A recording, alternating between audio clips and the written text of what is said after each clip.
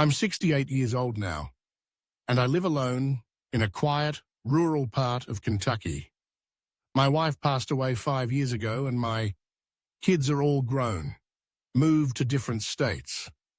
I've gotten used to the solitude. The house isn't much, just an old place I built with my own 2 hands back in the late 70s. Sits on about 6 acres, surrounded by woods, with a shed out back where I keep my tools and lawn equipment. This happened 2 autumns ago. It was late October, right before the first frost, and I was getting everything in the yard packed up for winter.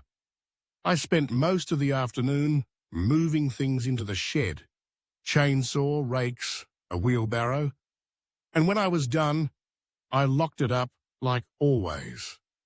That night, around 11 p.m., I was sitting in my recliner, reading with the window cracked open to listen to the rain when I heard a sound. It was a loud thud, not from inside the house, outside, out back, like something hitting the side of the shed. I turned off the lamp and listened. Nothing for a while. Then another thud. I grabbed my flashlight and my old .22 rifle, habit more than anything, and stepped out onto the back porch. The rain had slowed to a drizzle. I scanned the yard.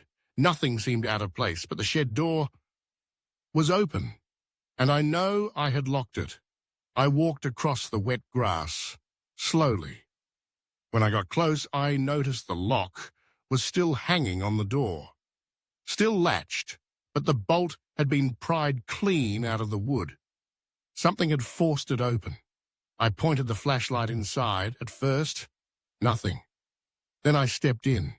Everything was a mess, tools scattered, boxes tipped over, and in the far corner, behind an old wooden shelf, I saw feet, bare feet. I backed out fast, gun raised, heart pounding like it hadn't in years. I shouted, "I've got a rifle! Come out now!" There was silence. Then, movement. A man slowly stepped out from behind the shelf. Tall, skinny, soaked from head to toe, eyes wild. He didn't say a word, just stared at me, breathing heavy. His hands were empty, but I didn't lower the rifle. We stood like that for maybe 10 seconds. Then he suddenly turned and ran straight out past me into the trees, disappeared into the woods without a sound. The police came, searched the property, found nothing but muddy footprints. They said it might have been a drifter, maybe someone living rough in the woods. But what got me, what still gets me, is that they also found a bedroll, some food wrappers, and an empty backpack behind the shed, like he'd been staying nearby for a while, watching. I still keep the shed locked, but every so often, late at night, when it rains, I swear I hear something move out there, and I wonder what would have happened if I hadn't heard that first thud.